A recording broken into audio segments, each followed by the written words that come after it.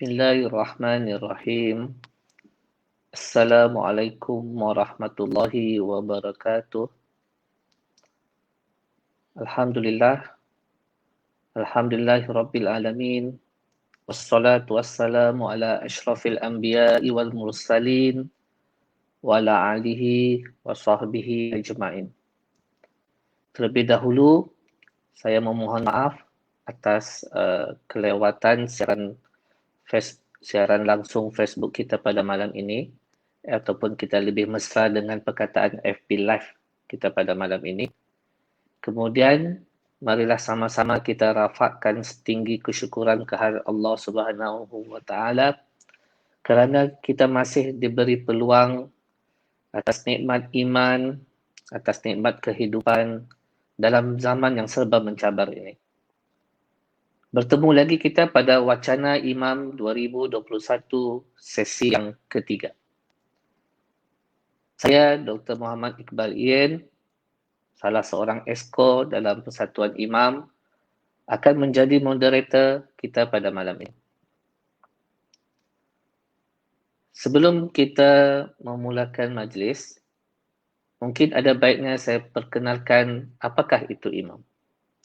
Imam adalah sebuah persatuan perubatan Islam Malaysia yang telah bermula sejak tahun 1989 yang lalu, memiliki keahlian lebih daripada 2,500 ahli dari kalangan profesional perubatan, dari kalangan pelajar perubatan, juga melibatkan jururawat, pembantu perubatan, farmasi dan sebagainya.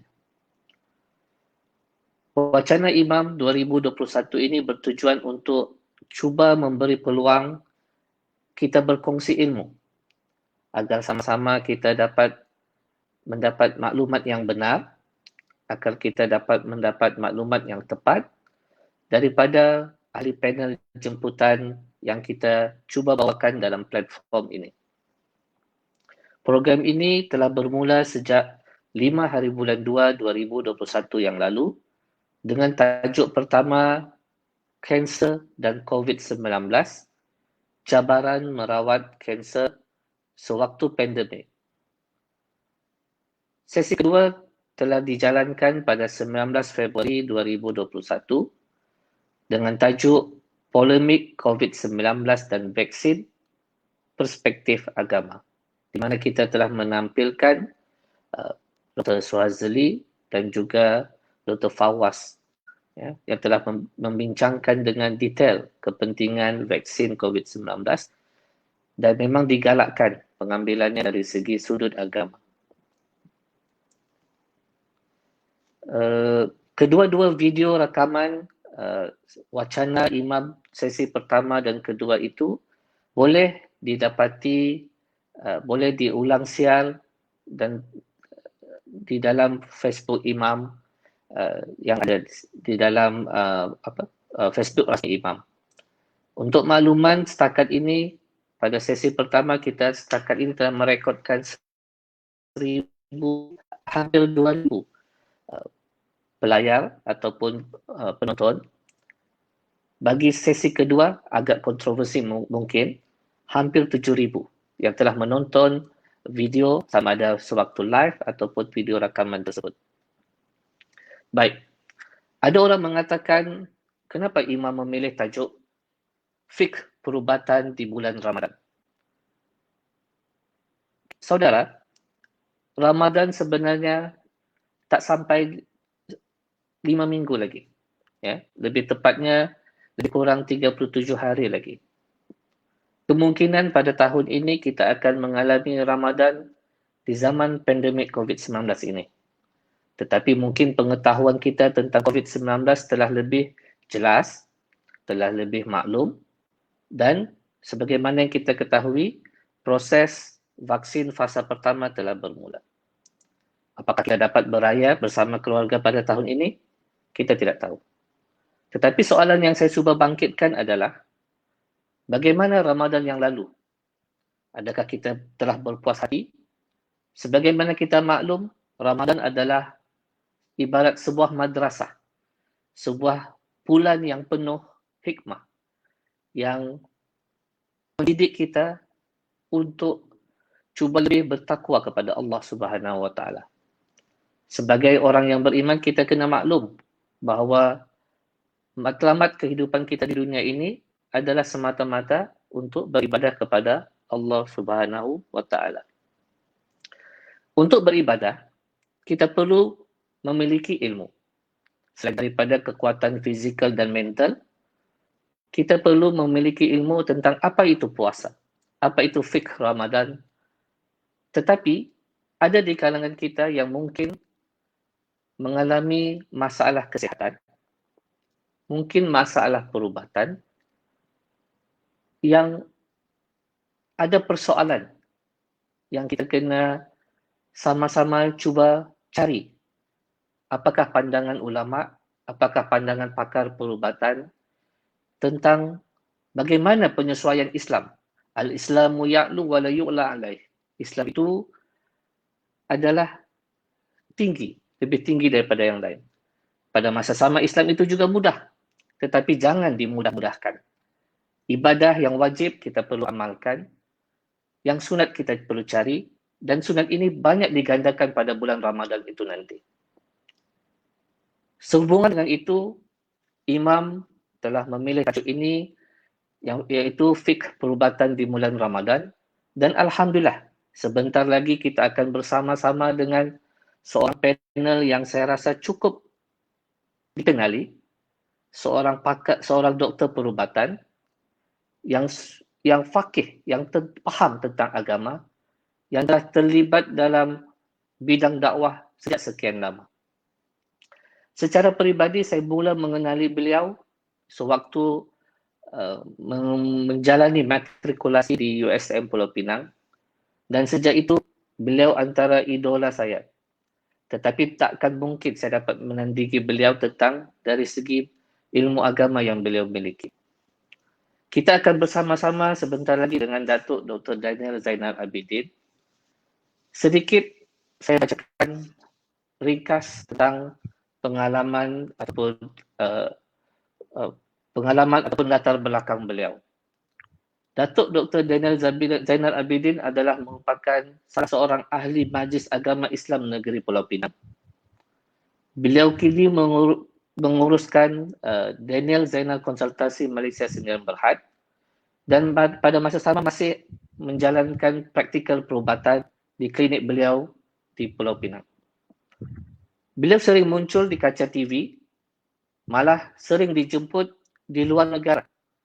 Malah beliau juga telah menulis 14 buah buku.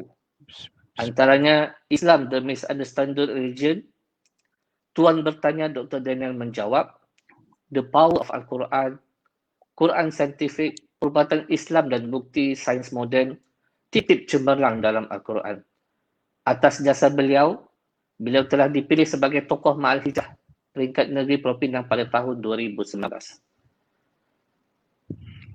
Kini beliau telah bersama-sama dengan kita. Pada sesi kali ini, saya lebih mau program pada malam ini lebih interaktif. Saya rasa ramai yang ada persoalan tentang fiqh perubatan di bulan Ramadan, yang mana inilah peluang untuk kita bersama-sama bertanya dengan seorang yang arif, yang hebat, yang faham tentang perubatan dan faham tentang agama. Sebelum itu, mungkin saya boleh mulakan dengan satu topik yang agak besar. Apa kabar, Datuk? Baik, Alhamdulillah, Doktor. Semua baik, Alhamdulillah. Alhamdulillah. Saya sangat berbesar hati dapat bersama Datuk pada malam ini. Terima kasih, Dr. Iqbal. Alhamdulillah. Mungkin Datuk boleh mulakan dengan apakah itu fiqh perubatan dan apakah asas-asas dalam membentuk disiplinnya? Ya. Terima kasih, Dr. Iqbal, tuan-tuan dan puan-puan yang dihormati lagi dimuliakan. Assalamualaikum warahmatullahi wabarakatuh.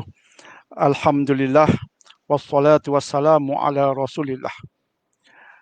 Bila kita bicarakan tentang fiqh, dia menjurus kepada kefahaman yang lengkap. Fiqh dalam bahasa Arab secara umumnya bermaksud kefahaman. Kefahaman yang meluas, kefahaman yang terperinci. Dan fiqh juga boleh diartikan sebagai hukum hakam. Sekaligus fiqh secara umumnya ialah kefahaman tentang Islam secara yang betul dan kefahaman tentang hukum hakam yang ada dalam perundangan dan juga dalam ajaran Islam. Izinkan saya Dr. Iqbal untuk memulakan sedikit tentang Ramadan sedikit ya Dr. Iqbal, izinkan saya. Boleh insya-Allah ya. Boleh kita Silakan, sebut Dr. tentang puasa aja. Terima kasih Dr. Iqbal. Boleh kita sebut tentang berpuasa ia daripada bahasa Arab yakni as-siyam. As-siyam bermaksud menahan diri daripada melakukan perkara-perkara yang boleh membatalkan puasa di siang hari Ramadan. Bermula daripada terbit fajar shadiq dengan masuknya waktu subuh dan berakhir dengan masuknya waktu maghrib.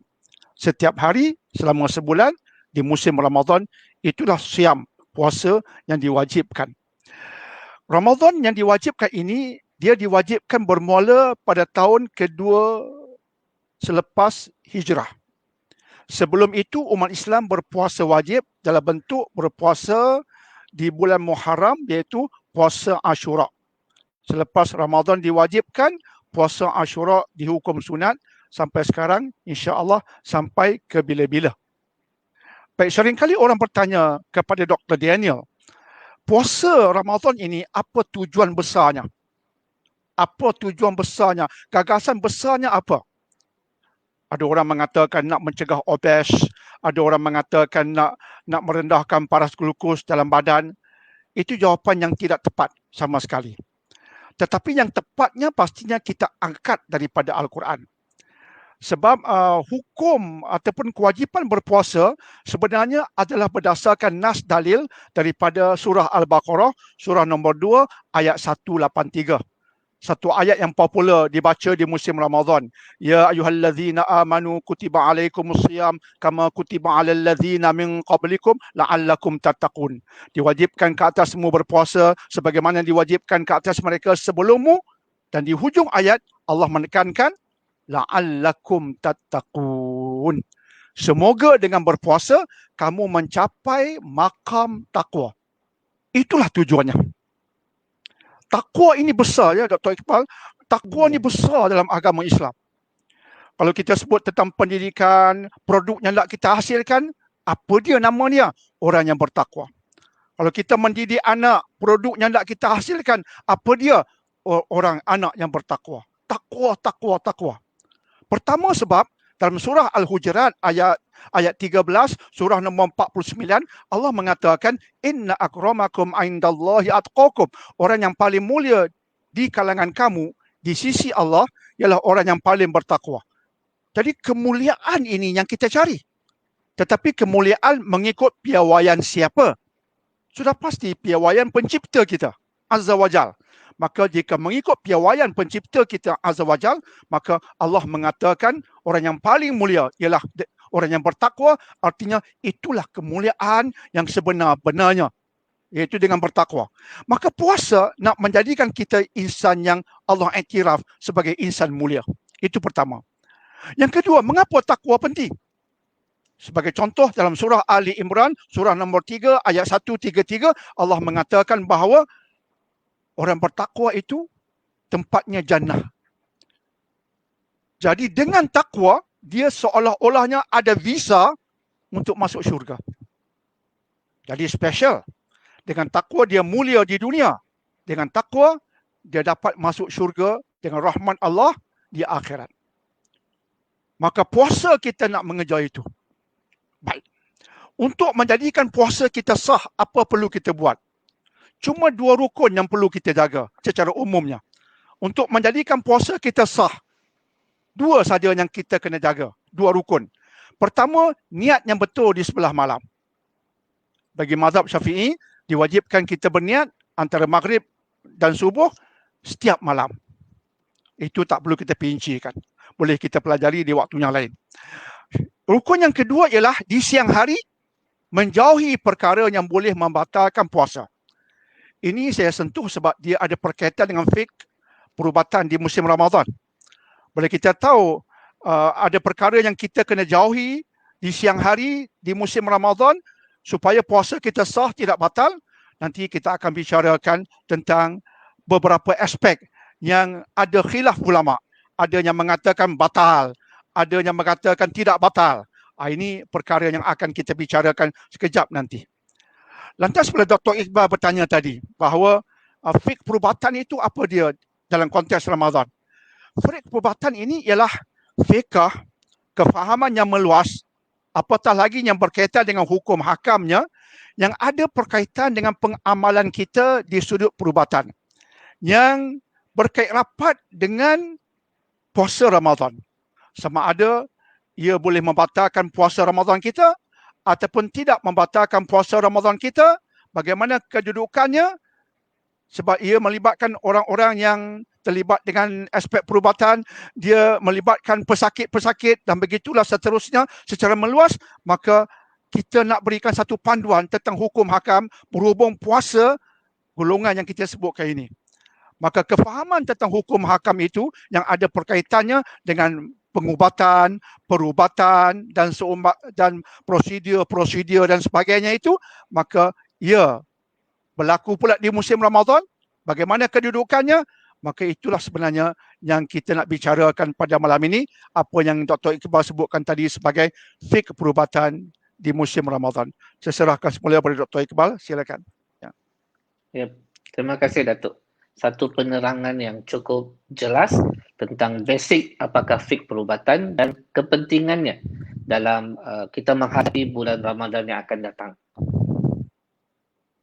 Puasa ni Datuk. Ya, saya. Sekarang ni banyak yang mengatakan, yang mengamalkan yang kita katakan intermittent fasting. Ada yang 6, 24, 6, 12, macam-macam. Dalam proses untuk kesihatan, dalam proses untuk mengurangkan glycemic index, ya, maksudnya kandungan gula dalam badan, penurunan berat badan.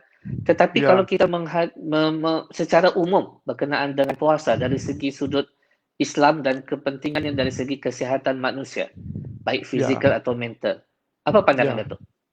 Ya, terima kasih Dr. Iqbal. Ya, cara dasarnya kita berpuasa untuk mengejar takwa yang telah saya sebutkan tadi, bukan sangat untuk mencegah obes dan sebagainya. Tetapi bila niat nawaitu, tujuan kita betul, iaitu untuk mengejar takwa sebagaimana yang Allah firmankan, bila itulah tujuan kita dan tujuan itulah yang betulnya, insya-Allah saya meyakini kita akan mendapat segala kebaikan dari sisi Allah yang ada berkaitan dengan puasa kita. Dalam maksud yang mudah, bila kita berpuasa kerana Allah demi mengejar takwa sebagaimana yang Allah mahu kita kejar, insya-Allah segala kebaikan termasuk di sudut kesihatan biiznillah akan dapat kita capai biiznillah. Dr. Iqbal menyebutkan tadi tentang intermittent fasting. Ini antara suatu yang the buzzword. Ini antara perkara yang sedang meledak dalam dunia dieting, dalam dunia pengubatan di peringkat internasional. Saya nak sebutkan tentang satu kajian ataupun satu artikel yang bertajuk The Science of Intermittent Fasting, a Discovery Suitable for Everyday Life, tulisan Profesor Andreas Michelson, iaitu profesor di Charité University Medical Center Berlin. Dia memuji sangat intermittent fasting. Yang bagi Profesor Andreas ini, bagi dia intermittent fasting ini ialah kita berpuasa setiap hari, tidak makan, tidak minum selama 12 jam ataupun 14 jam ataupun 16 jam. It's good enough, dia kata. Dan boleh kita lakukan seminggu 2 hari saja pilihan kita. Macam orang Islam yang berpuasa sunat seminggu Isnin dan Khamis. Itu pun sudah diiktiraf, kata beliau, sebagai intermittent fasting. Yang penting setiap hari paling kurang 12 jam kita tak makan dan kita tak minum. Dalam konteks Malaysia, kalau kita berpuasa Ramadan, artinya kita tidak makan, tidak minum di siang hari lebih kurang 14 jam. Maka ia sudah dikategorikan sebagai intermittent fasting. Dan Profesor Andreas dalam artikel ini dia menyentuh tentang puasa Ramadan. Dan dia mengatakan kita iktiraf the fasting of Ramadan is a form of intermittent fasting. Dia iktiraf. Cuma dia kata masalah orang Islam ini ialah over the indulgence, dia kata. Problem umat Islam ialah puasa Ramadan itu satu bentuk intermittent fasting yang baik, tetapi ia menjadi kurang baik sebab orang Islam terlibat dengan over indulgence. Bila buka puasa dia ikut sunnah, makan buah kurma, alhamdulillah dengan doanya. Kemudian tak berhenti-henti makan daging kurma sebagai contoh. Kemudian makan itu, makan ini, semua dengan bismillah, tapi makan hingga kembung perut, sehingga nak bergerak pun payah, macam ular yang terlampau sawa. Maka inilah yang dimaksudkan sebagai overindulgence. Namun dia berkata memang betul intermittent fasting dalam bentuk Ramadan itu baik. Dan dia berkata dia sempat membuat kajian terhadap puasa golongan Bahai. Dan puasa golongan Bahai bagi dia hampir nak sama dengan puasa orang Islam. Dan bila kita kaji agama Bahai, memang mereka berpuasa 19 hari berturut-turut. Bermula daripada matahari terbit, matahari mula terbit di pagi hari sampai ke matahari terbenam. Lebih kurang macam puasa orang Islam. Maka dia buat kajian. Dia dengan tim dia buat kajian dan dia mendapati bahawa puasa orang Bahai yang dia lihat lebih kurang sama dengan puasa orang Islam memang bermanfaat di penjuru kesihatan. Jadi itu kita bicarakan di penjuru sains. Di penjuru agama, disebabkan ini perintah Allah, pasti kebaikannya itu terlampau banyak. Di samping ada kesihatan, kita yakin bila Allah perintahkan mesti baik, termasuk di penjuru kesihatan, apatah lagi di penjuru kerohanian spiritual. Dr. Iqbal, insyaAllah. Ya. Sebenarnya kita ni antara umat yang beruntung, Datuk. Ya. Selain daripada kesihatan, maksudnya Islam dah ajar kita lama dah tentang puasa Isnin Khamis. Mungkin kita tak dapat puasa Nabi Daud, kita mungkin tak mampu. Tetapi kita boleh buat puasa Isnin Khamis, puasa sunat, dan juga bila kita menjelang Ramadan nanti, kita akan dapat berpuasa sebulan, yang mana pahala tu berlipat ganda dan kita akan menjalani ke arah takwa, kita kata. Betul. Disebabkan itu, Datuk, ada orang yang mungkin pada tahun lepas mungkin terkena COVID, mungkin terkena jangkitan penyakit yang lain, yang mana mungkin kita kata agak bocor, ataupun mungkin di kalangan wanita ada yang kita kata tak habis puasa dia. Jadi bagaimana kaedah untuk sama ada kita kata kena puasa ganti, mungkin sempat lagi untuk 5 minggu ini, ataupun jika tak mampu pembayar fidyah. Bagaimana Islam meringankan kalangan begini? Datuk. Selagi mana kita mampu untuk berpuasa dan jika tertinggal puasa Ramadan, contohnya bagi tahun lepas, maka wajib kita qada sebab kita masih mampu berpuasa. Termasuk wanita yang uzur di musim Ramadan tahun lepas, contohnya disebabkan haid, maka wajib dia qada.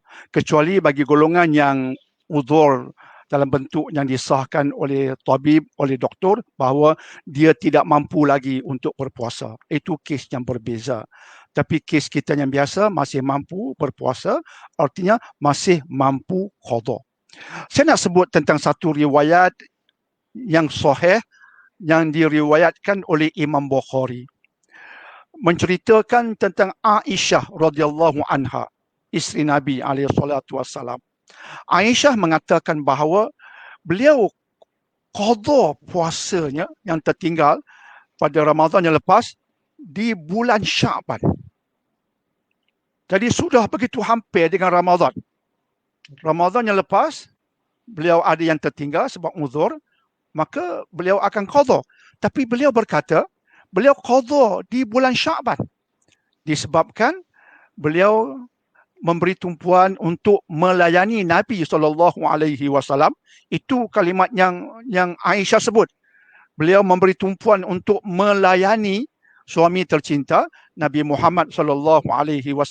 Maka disebabkan itu, beliau mengatakan, saya tangguh qada puasa Ramadan yang wajib diqada, ditangguhkan hingga Sya'ban.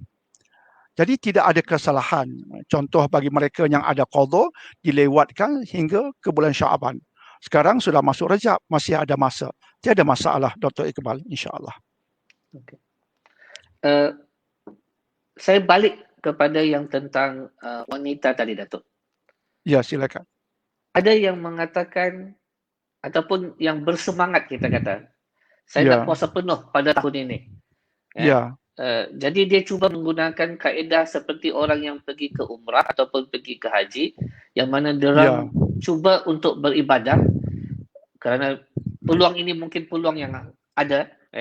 Jadi mereka mengambil pengambilan pil mencegah haid. Ya. Apa pandangan Datuk? Ya, Masya Allah Dr. Iqbal. Jadi mengambil pil hormon untuk melewatkan haid. Yep, betul. Dengan tujuan untuk membolehkan mereka berpuasa penuh di musim Ramadan. Itu tujuannya kan Dr. Iqbal? Betul. Jadi boleh ataupun tidak diambil pil hormon untuk melewatkan haid, untuk mengizinkan mereka berpuasa penuh. Para ulama memberikan pelbagai pandangan dalam hal ini. Tapi saya nak mengangkat pandangan yang diutarakan oleh Profesor Dr. Yusuf Qardawi dalam kitab beliau yang terkenal iaitu Fatwa Mu'asirat. Dr. Yusuf Qardawi mengatakan beliau lebih cenderung supaya dalam bab kitaran haid ini di musim Ramadan dibiarkan mengikut kitaran secara tabi'i. Ini kata Dr. Yusuf Qardawi. Tetapi andai kata ada wanita hendak mengambil pil melewatkan haid, tidak ada kesalahan. Hukumnya adalah harus. Tidak haramnya, hukumnya adalah harus. Walaupun Profesor Dr. Yusuf Qardawi di sudut cita rasanya lebih cenderung bagi beliau untuk dibiarkan kitarannya secara natural, secara tabi'i. Tetapi di sudut hukum, jika ada wanita nak mengambil pil hormon melewatkan haid, tidak berdosa. Hukumnya adalah harus. Cuma beliau mencadangkan untuk wanita berkenaan bertemu dengan doktor yang layak memberikan pandangan supaya ubat-ubatan yang dicadangkan tidak memudaratkan. InsyaAllah Dr. Iqbal. Ya. Jelas sangat Datuk. Sekali lagi saya membuka peluang kepada para pelayar FB Live kita pada malam ini. Sekiranya ada soalan-soalan yang ingin diutarakan, kita suka kalau ada interactive session. Maksudnya saya boleh baca komen-komen ataupun soalan daripada para pendengar pada malam ini di dalam Facebook, ruangan komen kita ini untuk diajukan kepada Datuk. Jadi tentang kesimpulannya, bagi para wanita sekiranya ada isu tertentu sebaiknya berjumpa dengan doktor dulu, berbincang tentang kebaikan dan keburukan ataupun kesan sampingan sekiranya ada dan juga pemilihan ubat yang tepat. Jangan pula beli ubat over the counter. Just kita ni maksudnya bila niat tu baik tapi kadang cara tu salah. Jadi kita kena tekankan kepada para pendengar kita pada malam ini. Antara soalan yang sering dikatakan tentang nanti kalau kita puasa ni dapat gastrik, sakit ulu hati. Saya gastrik selalu. Nanti saya tak boleh puasa. Itu yang kita kata puasa yang yok orang panggil. Pagi-pagi dah buka periuk. Dan juga ataupun pesakit kronik. Contohnya yang diabetes mellitus. Mungkin Datuk boleh bagi gambaran secara kasar, walaupun kita kata baik berbincang dengan doktor masing-masing, tapi mungkin Datuk boleh bagi guideline lah kita kata tentang pesakit kronik, bagaimana mereka menghadapi bulan Ramadan nanti. Pertama, terima kasih Dr. Iqbal. Pertama tentang pesakit-pesakit yang ada padanya penyakit kronik. Contoh darah tinggi, diabetes, kecil manis dan seumpamanya yang pengambilan ubat-ubatan itu berterusan. Boleh dikatakan hampir setiap hari. Jadi masuk Ramadan, ubat-ubatan masih perlu diambil. Jadi pertamanya saya sentiasa mencadangkan pesakit-pesakit ini sebelum datang Ramadan. Sekarang di bulan Rejab, akan datang Syaban, membuat pemeriksaan yang berkala dengan pakar-pakar ataupun doktor-doktor yang sesuai untuk membuat pemeriksaan darah dan seumpamanya untuk memastikan sama ada dia layak untuk berpuasa Ramadan ataupun tidak. Jadi doktor yang layak, tabib yang layak, pakar-pakar termasuk, mereka akan memberi pandangan, dan pandangan mereka di sudut agama ini memang sah. Jika pakar mengatakan, oh, puan tidak boleh berpuasa sebab berisiko tinggi dan sebagainya, maka sudah pastinya tidak ada dosa dan tidak ada kesalahan jika mereka tidak berpuasa disebabkan pandangan oleh seorang pakar. Itu yang pertama. Tapi jika pakar mengatakan jika puan hendak berpuasa, boleh. Puan sebenarnya boleh tidak berpuasa sebab kesihatan puan tidak sempurna. Tetapi jika puan nak berpuasa, kita akan usahakan di sudut sebagai contoh pengambilan ubat di Ubahsuai untuk diambil di waktu malam sebagai contoh, suntikan-suntikan yang perlu diambil pada waktu malam ataupun waktu sahur sebagai contoh, maka itu orang kata tingkatan yang kedua yang boleh dilakukan. Itu yang kedua. Dan yang ketiga, jika dia benar-benar tidak mampu untuk berpuasa, sudah pasti dia diizinkan untuk berbuka, artinya boleh makan di siang hari. Cuma jika keadaannya semakin baik kemudian, maka wajiblah dia qadha. Kesemua itu akan ada penilaiannya bersama dengan pakar-pakar perubatan ataupun doktor-doktor secara amnya dari semasa ke semasa. InsyaAllah. Itu secara amnya Dr. Iqbal, insyaAllah. Antara perkara yang perlu kita tekankan, Datuk, adalah apakah maksud rongga? Kita kata antara perkara yang membatalkan puasa ni adalah memasukkan sesuatu ke dalam rongga. Actually, apakah dalam anatomi tubuh kita ni yang dimaksudkan rongga? Itu, Datuk. Ya, ini antara perbincangan besar di kalangan para ulama. Kalau kita melihat di sudut dalil Al-Quran dan juga As-Sunnah berkaitan perkara yang boleh membatalkan puasa. Para ulama yang mengkaji dan membuat analisis, mereka mengatakan yang ittifaq ulama. Ittifaq artinya yang disepakati para ulama. Ialah pertama sekali yang membatalkan puasa ialah yang berkaitan dengan pengambilan makanan. Batal di siang hari. Yang kedua, pengambilan minuman. Batal jika diambil di siang hari. Ketiganya, jima ataupun persetubuhan suami isteri. Batal jika dilakukan di siang hari. Dan keempatnya, berkaitan dengan kedatangan haid dan nifas. Juga membatalkan puasa. Jadi, ulama seperti Profesor Dr. Yusuf Qaradawi, beliau agak kritikal dengan para ulama sebelum ini yang agak menyempitkan hukum tentang perkara yang membatalkan puasa, sedangkan bagi beliau Islam itu berpandukan Al-Quran dan juga As-Sunnah tidak begitu menyempitkan, hanya menekankan tentang 4 perkara tadi yang membatalkan puasa. Lantas bila Dr. Iqbal sebutkan tentang rongga, itulah perkara yang membatalkan puasa yang berkaitan dengan rongga-rongganya, iaitu rongga sistem penghazaman yang melibatkan makanan dan minuman, rongga yang melibatkan nafsu syahwat dalam konteks persetubuhan, maka itulah rongga-rongganya. Maka sebagai ulama diperluaskan konsep rongga kepada sesuatu yang lebih daripada ini. Berkait dengan akhirnya telinganya, hidungnya, begitulah seterusnya, yang Dr. Yusuf Qaradawi kurang cenderung, kurang setuju dengan hal yang seperti itu. Tapi saya menyebutkan ini dengan satu peringatan kepada tuan-tuan dan puan-puan. Saya sedang berbicara tentang perkara yang ada unsur khilafiyah.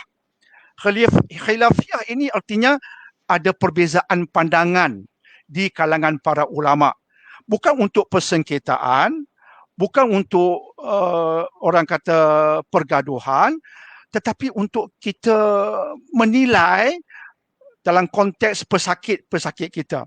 Dan perbezaan pendapat itu kadang-kalanya ada rahmat juga kepada kita dan pesakit kita. Jadi walaupun akhirnya saya akan angkat beberapa pandangan, tetapi jangan terkejut jika tuan-tuan dan puan-puan mendengar pandangan yang saya angkat, kemudian pergi belajar di surau masjid, kita dengar daripada ustaz, Allah. berbeza dengan pendapat Datuk Dr. Daniel. Apa ni? Jangan terkejut. Begitulah Islam dalam hal-hal ranting. Namun bila kita angkat, sudah pastinya kita angkat berdasarkan ijtihad, pandangan para ulama. Jadi berbalik pada rongga. Jadi yang rongga yang membatalkan puasa ialah rongga yang melibatkan makanan, minuman, hubungan suami isteri, itu yang ittifaq ulama. Adapun rongga-rongga yang lain, contoh rongga telinga, rongga lubang hidung, rongga saluran depan, belakang dalam bentuk yang bukan jima ataupun memuaskan nafsu, maka ulama berbeza pandangan. Justru apa yang boleh saya rumuskan, para ulama, saya ada menghimpunkan beberapa pandangan ulama yang menarik berhubung dengan ini. Contohnya tentang memasukkan sesuatu dalam rongga yang disebutkan oleh Dr. Iqbal tadi, Syekh Atiyah Sakar, mantan pengerusi jawatankuasa Fatwa Al-Azhar, mengatakan puasa pesakit tidak batal jika dimasukkan sesuatu yang bukan mengenyangkan dalam rongga.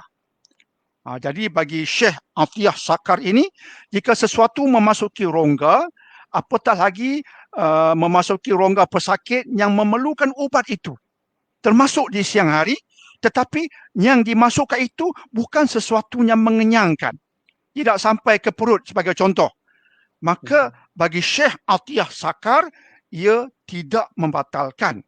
Pendapat yang sama diutarakan oleh Dr. Muhammad Oqlah dalam kitab Ahkam Al-Siyam.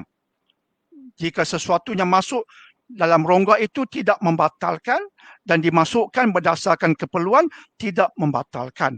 Kecuali jika dimasukkan sesuatu yang mengenyangkan. Kita ambil contoh yang spesifik, ubat sisip. Ubat sisip lah, suppository. Ubat sisip adalah orang itu ada paus, hemorrhoids, kita gunakan ubat sisip sebab diperlukan di lubang dubur, minta maaf, di lubang dubur. Itu bukan suatu yang mengenyangkan, maka tidak membatalkan puasa jika ada keperluan. Itu sebagai contoh, insya-Allah. Datuk, kita ada satu soalan daripada para pelayar Facebook kita, daripada Siti Zubaidah. Saya rasa berkait dengan rongga ni tadi. Dia kata, adakah pesakit mengalami masalah mata dan menggunakan ubat titis mata membatalkan puasa? Ya, alhamdulillah. Mungkin Datuk boleh jelaskan dan tegaskan. Ya, terima kasih Puan Siti Zubaidah. Dalam bab mata ini memang ada dalil khusus yang menyebabkan jumhur ulama membuat keputusan ubat titis mata tidak membatalkan puasa, termasuk puasa Ramadan. Malah boleh kita perkembangkan jika ubat titis telinga dan sebagainya, jika ada keperluan. Saya dalam konteks perubatan ini, saya walaupun ada pendapat mengatakan boleh, tapi saya ambil sikap berhati-hati juga. Contoh ubat titis mata memang majoriti mengatakan okey, tak timbul banyak kekeliruan. Tapi ubat titis telinga dan sebagainya, saya ambil langkah berhati-hati. Selagi mana boleh kita katakan kepada pesakit, ubat titis ini, ubat yang terpaksa dimasukkan dalam rongga ini, masukkan selepas berbuka puasa. Kali keduanya di waktu sahur. Jika boleh dilakukan demikian, saya akan arahkan pesakit mengutamakan penggunaan ubat titis itu di waktu tidak melibatkan waktu siang.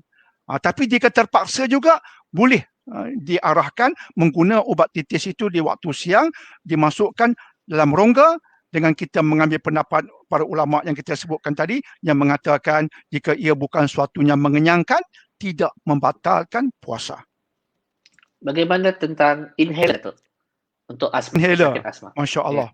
Dr. Iqbal, bab inhaler ini memang panjang lebar sungguh perbincangan ulama. Di peringkat antarabangsa, di peringkat jawatankuasa di Malaysia, perbincangannya cukup panjang lebar. Tapi saya rasa nak ambil satu kesimpulan lah. Panjang lebar sangat, tapi saya nak ambil satu kesimpulan. Saya rasa satu pendapat yang baik yang boleh saya ketengahkan ialah fatwa ataupun pandangan oleh mantan mufti wilayah Persekutuan, iaitu Datuk Dr. Zulkifli Al-Bakri. Saya nak angkat pendapat beliau. Ya, sekarang Menteri Agama kita. Saya nak angkat pendapat beliau sebab dia bagi dalil-dalil yang cukup konkret, insya-Allah. Okey, apa yang Datuk Suhaibus Samahah, Mantan Suhaibus Samahah sebutkan. Beliau berkata, hukum menggunakan inhaler, NAP pun lebih kurang sama, nebulizer. Hukum menggunakan inhaler di siang hari ke atas pesakit asma dibolehkan kerana gas tersebut tidak sampai perut. Dan ia sekadar untuk sistem pernafasan. Dia fokus sistem pernafasan, bukan ke perut. Dan inilah juga pendapat Profesor Dr. Yusof Qardawi dan ramai ulama lain. Jadi saya ambil rumusan ini untuk saya angkat sebagai sesuatu yang boleh kita pegang. Di musim Ramadan. Namun seperti yang saya sebutkan tadi, jika boleh kita ubah suai rawatan supaya pengambilannya di waktu malam, itu lebih baik. Tapi jika terpaksa dia mengambil inhalernya, kita berikan nap di siang hari terpaksa, kita boleh angkat pendapat ini, iaitu gas itu tidak sampai ke perut, dia cuma difokuskan kepada sistem pernafasan, maka dia tidak membatalkan. Tapi jangan terkejut, ada ulama mengatakan batal. Ya, yang kita angkat ini ialah seperti yang saya sebutkan tadi. Datuk, kadang-kadang bila kita berbincang ni, ada soalan-soalan nakal sedikit. Dia kata, apa beza inhaler, nasal inhaler dengan rokok, dengan vape? Tak mengenyangkan. Dia kata tak mengenyangkan. Jadi bagaimana pandangan Datuk? Okey. Pertama, mereka telah mengkaji dia punya aerosolnya itu ada perbezaan. Itu pertama, ya. Kajian telah dibuat sebab fatwa-fatwa ini bila mufti mengeluarkan fatwa telah berbincang dengan pakar-pakar di bidang aspek respiratory, aerosol yang berbeza berbanding dengan apa yang kita sebutkan sebagai rokok. Itu pertama. Yang keduanya ialah rokok ini mengikut CDC di Amerika, mengikut kajian saintis, pada kita when we burn the cigarettes, we created 7,000 chemicals from the cigarettes. Ini saintis sebutkan. Boleh kita bakar rokok, patutnya kita banyak rokok. Tapi sekarang nak banyak rokok pula. Rokok, patutnya rokok dan sujud. Sekarang orang nak fokus, lebih suka bukan pada rokok, tapi rokok. Dia beza sudut aerosol, dia punya besar-besar aerosol itu. Yang keduanya, bila kita hisap rokok, kita mula bakar rokok, ni kata saintis, kajian dari Amerika dan seluruh dunia, disahkan oleh WHO, bahawa kita telah we create dengan pembakaran rokok itu, puntung rokok itu, kita telah menghasilkan 7,000 bahan kimia dan lebih kurang 69 daripadanya karsinogenik. Lebih kurang 69 daripadanya boleh menjadi penyebab kepada kanser, and many more are toxic. Dan selebihnya adalah toksik. Itu beza besar. NAP dan inhaler, dia bukan begitu. Dia ubat. Berbeza dengan rokok, dia racun. Racun yang teramat dahsyat. Jadi dua itu pun dah cukuplah untuk kita mengatakan ada bezanya. Ada beza. Yang ketiga pastinya kita berikan inhaler itu bukan seronok-seronok untuk merawat. Rokok ini nafsu syahwat. Ya. Baik Datuk. Kita ada beberapa soalan lagi Datuk. Saya suka tentang soalan berkenaan tentang yang agak praktikal dengan zaman kita sekarang, yang mana kita sekarang ni menghadapi pandemik COVID-19, yang saya boleh katakan hampir semua orang at least kurang-kurang sekali pernah buat nasal swab ataupun throat swab untuk pemeriksaan COVID-19, sama ada untuk RTK ataupun PCR. Apakah pengambilan sampel swab test COVID-19 ini boleh membatalkan puasa? Okey, alhamdulillah, terima kasih. Cukup relevan ya Dr. Iqbal, soalan ini cukup relevan insya-Allah. Ya, pertama pengambilan itu tidak masuk yang jadi isu jika dia masuk ke dalam perut, macam skop sampai ke perut, itu lain. Tapi yang swab ini memang tidak sampailah, kita maklum dia tidak sampai sama ada di hidung sebagainya, tapi dia sekadar itu saja sudah, walaupun dia memasuki rongga, dia sudah memasuki rongga, macam isu yang kita sebutkan tadi. Ada ulama mengatakan semata-mata sesuatu memasuki rongga membatalkan puasa. Tetapi Profesor Dr. Yusuf Qaradawi mengatakan tak ada dalil yang menyebutkan secara khusus jika sesuatu memasuki rongga membatalkan puasa. Statement seperti itu secara eksplisit tidak ada daripada Al-Quran dan juga As-Sunnah. Maka sekaligus bila kita mengambil swab, terpaksa ambil di waktu siang dan sudah pasti dia bukan sesuatu yang sampai ke perut, bukan sesuatu yang mengenyangkan, insya-Allah jawapannya ialah tidak membatalkan puasa. Baik, jelas Datuk. Soalan berikutnya tentang yang Datuk sebut tadi tentang skop. Ya. Skop ni untuk makluman para pendengar, ada skop dari atas, ada skop dari bawah. Ya. Adakah prosedur GDS ataupun yang skop dari bawah tu membatalkan puasa, Datuk? Ya. Kalau dapat ditangguhkan ke semua itu memang lebih baik. Saya nak mengambil satu jalan yang sejahtera, jalan tengah. Sebab ada pendapat yang kata batal. Ada pendapat yang kata ada kelonggaran, ya, sebab dia bukan rongga yang mengenyangkan. Tetapi oleh sebab ada pendapat yang mengatakan ia membatalkan puasa, sebab itu Dr. Daniel lebih cenderung kalau boleh kita mengambil jalan tengah. Kalau boleh ditangguhkan sehingga lepas Ramadan, ataupun jika ada ruang untuk dilakukan di waktu lepas berbuka puasa, itu jika dapat diambil jalan tengah seperti itu lebih baik. Tetapi jika tak dapat dielakkan, itu senarionya. Jika tak dapat dielakkan, skop itu terpaksa dibuat dengan segera oleh sebab-sebab tertentu yang pakar putuskan. Dan terpaksa dibuat di waktu siang pula oleh sebab listnya begitu panjang, maka kes ini terpaksa kita buat di waktu siang. Siang pula di siang Ramadan, tak dapat dielakkan. Maka seperti yang kita sebutkan tadi, bagus kita ulang-ulangi sebab mengukuhkan pandangan bahawa dia bukan sesuatu yang kita masukkan untuk mengenyangkan ataupun untuk menghilangkan kehausan. Dia satu alat yang kita masuk untuk menentukan diagnosa yang lebih tepat. Sama ada kita masukkan skop dari bawah macam Dr. Iqbal sebutkan tadi, dari atas, dia tujuan untuk diagnosa yang lebih tepat dan lebih jitu. Tidak kita masukkan dengan itu sesuatu yang berbentuk makanan ataupun minuman. Tidak kita gunakannya untuk memuaskan nafsu. Jadi Profesor Dr. Yusuf Qaradawi, lagi sekali kita angkat pendapat beliau dalam kitab Fatwa Muasyarat mengatakan rongga dalam bentuk yang seperti itu tidak membatalkan puasa. Berkait dengan soalan tadi, Datuk, ada soalan daripada saudari kita Asma Amatullah Hasanuddin. Dia kata kadang-kadang dalam prosedur endoskopi ini ada melibatkan pengambilan sampel ataupun penyemburan air untuk kita kata untuk membersihkan dan air disemburkan dan disedut semula. Adakah prosedur itu sendiri boleh membatalkan puasa?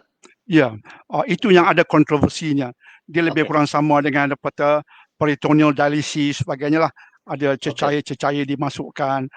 Tetapi kalau terpaksa dilakukan, oleh sebab dia bukan sesuatu yang kita sengaja masukkan untuk memberikan kekenyangan kepadanya. Bukan itu tujuannya. Nawaitunya itu bukan untuk mengenyangkan dia. Bukan untuk menghilangkan kehausan dan kelaparan bagi diri yang berpuasa. Tapi untuk proses diagnosis. Maka ulama mengatakan atas dasar keperluan itu, jika tak dapat dielakkan, saya masih menekankan, jika tak dapat ditangguhkan, tak dapat dielakkan masanya, inilah peluang yang ada bagi pesakit di siang hari Ramadan.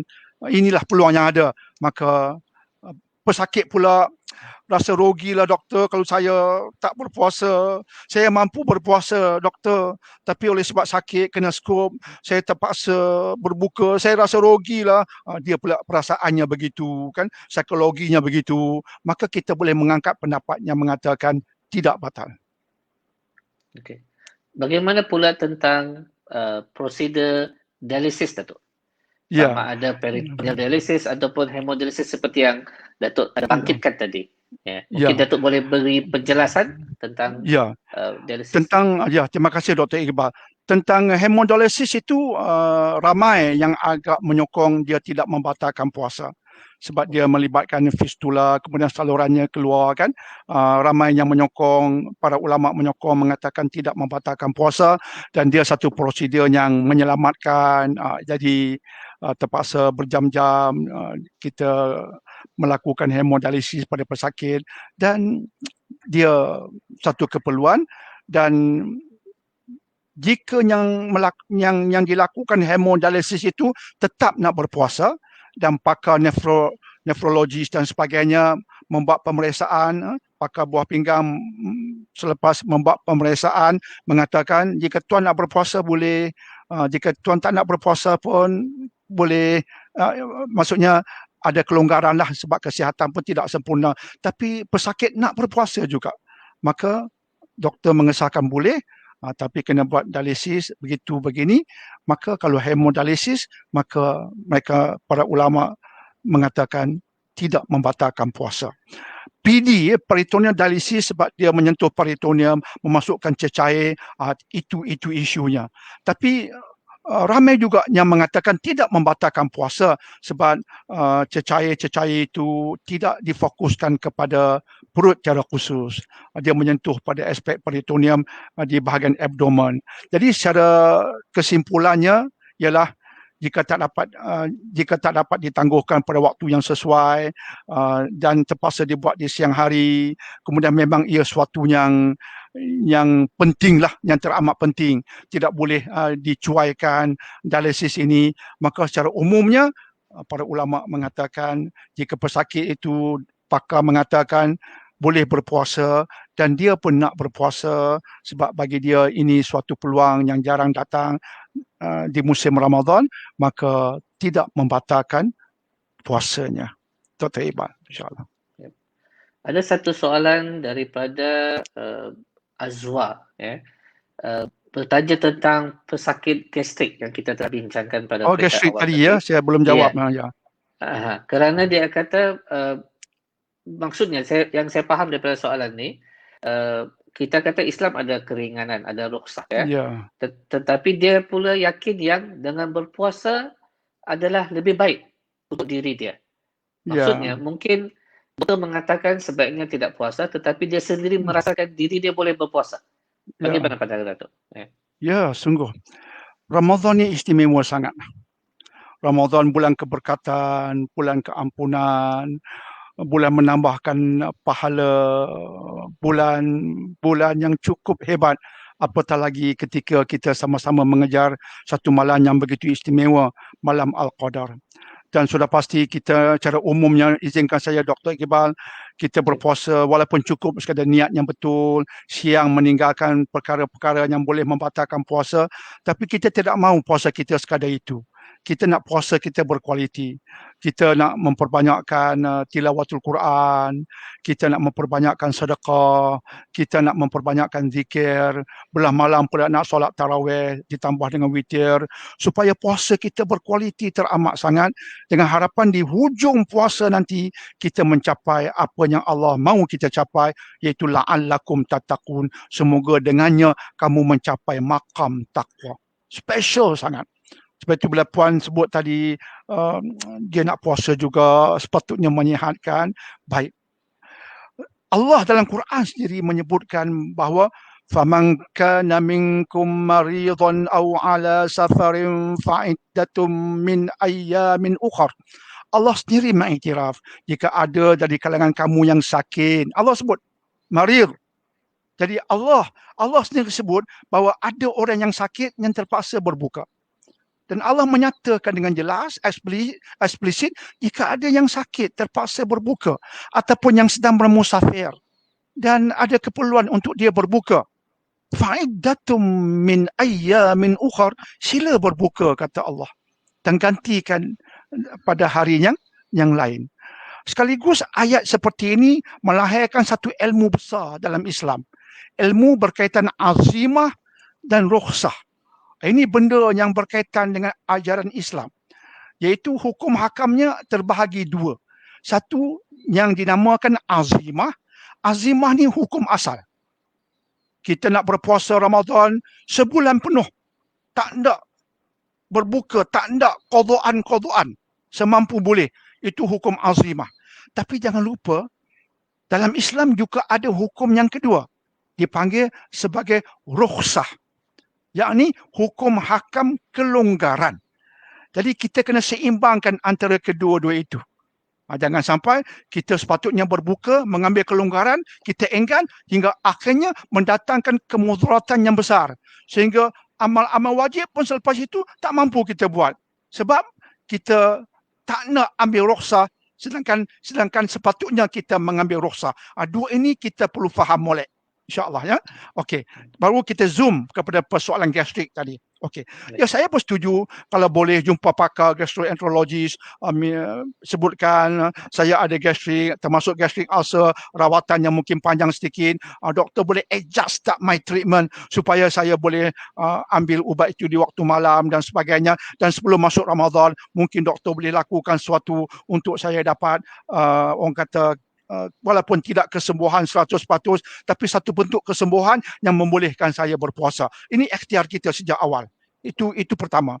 Dan yang keduanya, jika ya masih lagi ada gastrik, ya, jadi apa perlu kita buat? Kita nak berpuasa juga, saya bersetuju. Hendaklah dia berniat juga untuk berpuasa pada esok hari. Dia mesti cuba berpuasa dulu. Jangan terus, saya gastrik, jadi sahur, makan juga, tapi lepas sahur, masuk subuh, makan lagi. Bukan begitu. Dia makan sahur sebagai persediaan, sahur penting. Kemudian dia perlu makan ubat ke apa yang perlu, dia berusaha. Dan kemudian yang ketiga, dia mesti cuba berpuasa semampu boleh. Masuk subuh, jangan makan, jangan minum, jangan buka peti ais. Cuba berpuasa. Tiba-tiba pukul 2 dah mengelupa. Allah takdirkan. Aduhai, sakit sungguh. Allah. Sebut Allah sakit juga. Mengelupur dia. Mudarat jika dia tak ambil rukhsah seperti yang kita sebutkan tadi. Masa itulah dia berbuka. Baru okey. Itu cara betul. InsyaAllah. Baik. Cantik Datuk, cantik. Salah. Antara dalam kita merawat pesakit, psikologi pesakit juga penting Datuk. Ya, so betul, mungkin juga betul. Kita yakin yang kita kata kita boleh. Dan insyaAllah bila fikiran kita pun kata boleh, mudah-mudahan kita dapat melengkapkan puasa di bulan Ramadan nanti. InsyaAllah, Dr. Iqbal.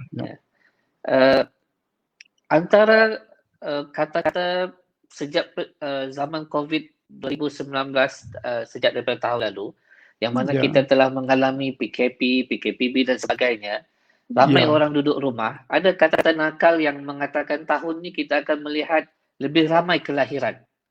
Ya, maksudnya lebih ramai ibu mengandung kerana ibu bapa duduk di rumah.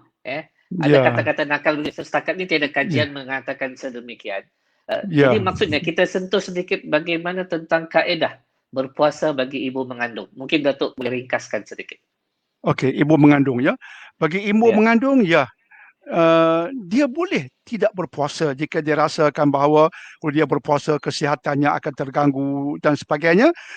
Si ibu mengandung ini dia ada rukhsah baginya sebab keadaan dia mengandung. Allah sebut wahnan ala wahnin, dalam keadaan yang ada unsur keluh kesah. Jadi ada tekanan, ada stresnya ketika mengandung. Islam mengiktiraf itu. Jadi dia ada kelonggaran bagi dia jika dia merasakan saya nak sihat sebab mengandung baby, maka saya tak nak berpuasa, boleh dia ambil kelonggaran itu dan dia qada kemudian. Cuma para ulama ini berbeza pandangan dengan lebih kurang 4 pandangan yang berbeza. Tapi saya nak angkat sesuatu yang agak relevan dengan kita di Malaysia. Jika si ibu itu dia hendak berbuka, maka persoalannya jika dia berbuka kerana kepentingan kesihatan diri dia, itu penting. Mengapa you nak berbuka, puan? Sebab saya rasa saya nak jaga kesihatan diri saya. Dia tekankan dirinya, maka dia boleh berbuka puasa dan dia sekadar qada sahaja kemudiannya. Tetapi jika dia berbuka puasa, dia hendak berbuka puasa, dia hendak mengambil rukhsah, kelonggaran sebab kepentingan baby dia. Boleh, tapi dia kena buat 2 benda. Dia kena qada dan pada ketika yang sama membayar fidyah. Yang ketiga, jika dia nak berbuka sebab diri dan baby dua-dua sekali, maka dia qadha sahaja. Ada 4 pandangan, tapi saya nak angkat itu untuk malam ini, insyaAllah. Mungkin saya boleh ulang kembali, Datuk, untuk Ya, silakan. makluman kepada para pendengar. Ya. Sekiranya faktor ibu dan faktor anak, maksudnya ibu dan serta ibu dan anak hanya qadha. Ya. Tetapi Ya. jika seorang ibu memikirkan tentang maslahat anak, dia kena bayar fidyah dan qada. Ya, okey. Ya, betul. Ada satu soalan yang agak menarik ni, Datuk, ya, daripada Amal Rosli. Adakah rukhsah bagi frontliner ataupun healthcare worker ketika dalam seharian memakai PPE? Ya, kita faham, Datuk, bila memakai PPE ni berpeluh dan kadang-kadang staf tak cukup, sepatutnya shift 8 jam dilanjutkan 12 jam. Bagaimana pandangan Datuk? Ya. Agak praktikal soalan ni. Bagi setengah orang mungkin dia boleh tahan. Bagi setengah orang mungkin dia perlu berbuka. Jadi keadaan orang itu sendiri yang akan menentukan keharusan dia berbuka ataupun tidak. Pada pengamatan saya, memang ada ruang, tetapi hendaklah seseorang yang dalam PPE di era COVID-19 ini, hendaklah dia mencuba untuk berpuasa terlebih dahulu. Cuba dulu. Tiba-tiba halfway, dia rasa macam lemah badan, ada bahaya jika dia tak berbuka. At that time, sila berbuka. InsyaAllah. Kita boleh ambil kaedah yang pertengahan seperti itu, insyaAllah. Betul. Sebab kita kena jaga diri kita dulu, Datuk. Sebab kita kena jaga orang lain. Sekiranya dia pengsan tengah set line kan, tengah ni kan, kesian sakit pula.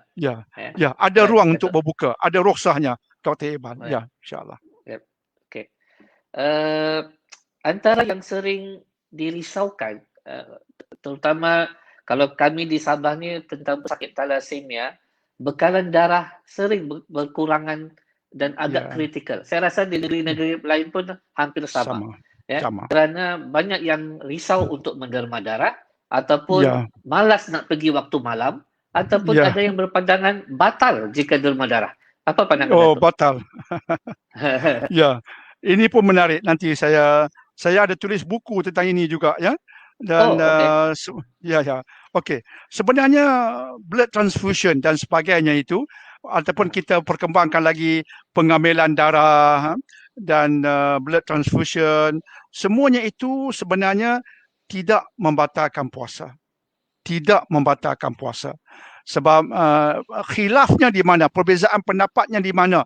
Perbezaan pendapatnya di sudut rongga tadi. Di sudut rongga tadi. Jadi kalau ibu mengandung antenatal datang waktu siang, doktor nak ambil darah. Okey, tidak membatalkan puasa. Sebab pembuluh darah itu dia tak dihukum sebagai rongga. Sama juga dengan blood transfusion. Kita nak ambil untuk hospital sebagainya, hukumnya sama. Tidak membatalkan puasa, insyaAllah. Kalau yang menerima darah, Datuk, macam pesakit thalassemia yang kronik, maksudnya yang menerima darah. Kerana ada yang berpandangan menerima darah tu memberi tenaga kepada mereka. Itu ada benar. Jadi ulama bila memperincikan penerima darah ataupun yang menerima IV drip pun sama, ya. Jika dia mendapat sesuatu yang memberi tenaga kepadanya, memberi kesegaran kepadanya, maka ramai juga ulama mengatakan dia batal puasa. Tapi dia tidak berdosa sebab ada keperluan terhadap prosedur itu, tetapi disebabkan apa yang dimasukkan itu memberi kesegaran kepadanya, menyegarkan dia, maka disebabkan itu, maka dia membatalkan puasa. Jadi boleh kita ambil pendapat itu dan dia qadha kemudian, insyaAllah. Okey. Tentang prosedur, melibatkan prosedur gigi, Datuk, bagaimana? Sama ada kapal ke, cabut ke? Dia cuma yang perlu berhati-hati ialah jangan tertelan sesuatu. Jangan tertelan sesuatu. Kalau tertelan sesuatu itu ditelan memasuki rongga makan minum. Ketika itu ia membatalkan puasa. termasuk darah sekalipun, dia membatalkan puasa. Tapi jika sekadar tampalan di luar sana, kemudian kita berkumur-kumur, kita ludah dalam ruang di luar sana, sekadar itu tidak membatalkan puasa, insya-Allah. Ada soalan agak sensitif tentang pemeriksaan bawah, kita kata seperti spekulum, Ya, vagina, perenal. ya, ya, Adakah membatalkan? ya. Dia termasuk dalam hal yang khilaf. Ada perbezaan pendapat di kalangan ulama. Dr. Yusuf Qaradawi mengatakan disebabkan ia bukan sesuatu yang mengenyangkan, dan yang kedua, dia bukan sesuatu yang bertujuan merangsang syahwat. Tidak ada dua itu, maka tidak membatalkan puasa. Profesor Dr. Yusuf Qaradawi dalam Fatwa Mu'asirat, insyaAllah.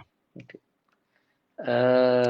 Antara soalan lain adalah berkenaan dengan prosedur operation. Maksudnya operation. Katalah setiap pesakit sekiranya perlu menjalani operation, dia kena berpuasa. Jadi katalah seorang pesakit tu dia dah niat prosedur operation akan dijalankan pada waktu pagi. So dia dah niat, dia kata dia nak puasa jugalah. Contohnya prosedur buang meniscus tear ke apakah semua. Jadi selepas sedar pun dia kata dia nak sambung sampai berbuka. Adakah prosedur operation ataupun bius tersebut boleh membatalkan puasa? Ya, jika bius secara umum, ini jawapan secara umum. Jika menggunakan LA, local anesthesia, jelas tidak membatalkan puasa. Sebab yang disuntik itu bukan memasuki rongga. Cuma persoalannya jika GA, general anesthesia. Jika general anesthesia perlukan perhatian sedikit. Jika dia tidak sedar dalam masa puasa sepenuhnya, tidak sedar daripada waktu subuh sampai waktu berbuka, waktu yang sepatutnya seseorang berpuasa, dalam waktu itu still under GA. Contoh, saya bagi jawapan umum, still under GA, tidak berhenti-henti under GA, maka puasanya tidak sah untuk hari itu. Dia tidak berdosa, tapi puasanya tidak sah untuk hari itu. Tapi andai kata ada waktu yang dia tersedar, yang ada baki puasa, dia niat nak berpuasa belah malam, kemudian waktu siang pukul 8 dia under GA untuk certain prosedur. Kemudian sebelum masuk maghrib, katalah pukul 4 petang, dia dah sedar dalam keadaan masih berpuasa. Sebab tak berlaku apa-apa yang boleh membatalkan puasa. Cuma under GA saja. Tapi dia sedar dalam keadaan baki waktu berpuasa masih ada. Maka puasanya, kata ulama, sah. Tapi ada yang mengatakan sewaktu GA ada pemberian IV drips, Datuk. Bagaimana? IV drip. Kalau IV drip yang biasa, tidak mengapa.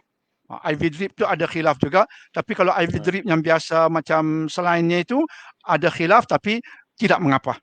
Sebab dia sebahagian daripada prosedur keselamatan. Maka tidak mengapa. Okay. Baik, Datuk. Sedar tak sedar kita hampir lebih sejam sudah, Datuk, untuk membincangkan tentang soal jawab berkenaan dengan prosedur perubatan dalam bulan Ramadan. Saya rasa agak banyak yang kita telah pelajari pada malam ini. Satu perbincangan yang agak praktikal pada soalan-soalan yang agak relevan, yang telah dapat Datuk jawab dengan baik, dengan jelas, jadi benda ni dari semasa ke semasa akan sentiasa timbul persoalan. Mungkin baik kita berbincang dengan doktor, baik kita berbincang dengan ustaz-ustaz ataupun yang lebih faqih tentang agama. Jadi mungkin Datuk boleh beri kesimpulan sedikit tentang apa yang kita telah bincangkan pada malam ini. Terima kasih Dr. Iqbal. Tuan-tuan dan puan-puan yang dihormati lagi dimuliakan. Pertama sekali bila kita berpuasa, kita peringatkan diri kita bahawa kita nak mengejar takwa, bukan nak mencegah obes dan sebagainya. Dan bila kita sebut tentang takwa, ramuan yang paling penting berkaitan takwa ialah taat kepada Allah dalam hidup. Bila kita hidup Apa saja yang kita lakukan dalam ketaatan. Dalam ketaatan bermaksud apa saja yang kita lakukan mengikut landasan syariat yang Allah tetapkan. Contoh, kita nak berrekreasi dalam taat mengikut syariat. Kita nak berpakaian dalam taat ikut syariat. Orang yang hidupnya, mindanya, mindsetnya seperti itu, kejiwaannya, kehendak jiwanya seperti itu, sentiasa nak taat, insya-Allah itulah insan yang bertakwa sebenarnya. Maka puasa Ramadan hendak menghasilkan produk seperti yang kita sebutkan itu. Maka bila itu berlaku, insan itu mulia di sisi Allah. Dengan kemuliaan itu, dia diberkati Allah dunia sampai akhirat. Itu yang pertama. Dan yang keduanya, Imam Al-Ghazali dalam kitab Ihya menyebutkan tentang 3 tingkatan puasa. 3 tingkatan puasa. Pertama, kata Al-Ghazali, puasa umum. The general fasting. Puasa umum ini ialah dia cuma tunaikan rukun saja. Malam hari dia niat, siang hari dia meninggalkan perbuatan yang membatalkan puasa. Tapi mata dia tak jaga, telinga dia tak jaga, tangan kaki dia tak jaga. Dia jaga basic aja. Itu puasa umum. Tingkatan paling bawah. Tingkatan yang kedua ialah di samping dia niat secara yang betul, dia meninggalkan perkara yang membatalkan puasa, ditambah dengan matanya pun berpuasa. Dia tak melihat TV, gambar-gambar yang lara, telinganya tak mendengar lagu-lagu yang orang kata tidak membantu jiwa, tangannya tidak menyentuh benda-benda yang haram, kakinya tidak pergi ke tempat-tempat yang haram, dan begitulah seterusnya. Itu puasa al-khusus, kata Al-Ghazali. Dan puasa al-khusus ini dicapai oleh orang-orang solihin. Dan puasa yang tertinggi ialah puasa khususil khusus. Puasa khusus kepada yang khusus. Ini puasa siapa? Puasa orang yang dia niat dengan betul, meninggalkan perbuatan yang membatalkan puasa, anggota badannya dia jaga, tapi ada lagi satu tambahan yang dia jaga. Hatinya terkawal. Dia cegah hatinya daripada lintasan-lintasan duniawi. Keinginan melampau dalam hal-hal duniawi. Dia tolak, dia lawan. Itu makam tertinggi yang hanya akan dicapai oleh orang-orang muqarrabun, orang-orang siddiqin, dan Nabi dan Rasul-Rasul. Jadi bagi kita cara amnya, termasuk Dr. Daniel, jika sampai ke tingkatan 2 pun nampak okey dah lah. Makam orang solehin. Janganlah puasa kita sekadar makan nombor 1, tak makan, tak minum, tapi di sisi Allah tertolak juga sebab tiada kualiti. Semoga insya-Allah dapat kita capai. Dan akhir sekali, bila kita sebut tentang fiqh perubatan, bila kita bagi nasihat kepada pesakit, nasihatilah mereka dengan ilmu. Tadi saya sebutkan, bila saya sebutkan sesuatu, saya berikan rujukan, Yusuf Qardawinya, sebagainya. Itu saya harapkan modal ilmu yang dikongsikan. Dan bila kita bercakap dengan pesakit, beri dia faham berdasarkan knowledge, berdasarkan ilmu. Supaya dengan ilmu itu, dia yakin untuk menerima pandangan kita, insyaAllah. Terima kasih Dr. Iqbal. Terima kasih kepada semua, insyaAllah. Alhamdulillah. Terima kasih kepada Datuk Dr. Daniel atas perkongsian dan perbincangan yang sangat menarik pada malam ini. Semoga pertama sekali marilah sama-sama kita berdoa agar kita dipilih oleh Allah Subhanahu Wa Taala untuk sekali lagi dapat menikmati bulan Ramadan pada tahun ini. Kali ini dengan lebih baik, dengan lebih berilmu, dengan lebih beramal, untuk kita meningkatkan iman, untuk kita meningkatkan takwa, yang akhirnya marilah mudah-mudahan sama-sama kita berjumpa di syurganya nanti. Amin. Sekian. Alhamdulillah, terima kasih banyak kepada panel kita, kepada para pendengar, dan juga kita akan teruskan wacana imam pada sesi yang berikutnya untuk sentiasa memberi ilmu kepada masyarakat supaya lebih bermanfaat kepada semua. Sekian. Assalamualaikum warahmatullahi wabarakatuh. Waalaikumsalam warahmatullahi wabarakatuh. Terima kasih Dr. Iqbal. InsyaAllah Terima kasih. jumpa lagi. Ya. InsyaAllah. InsyaAllah. Ya.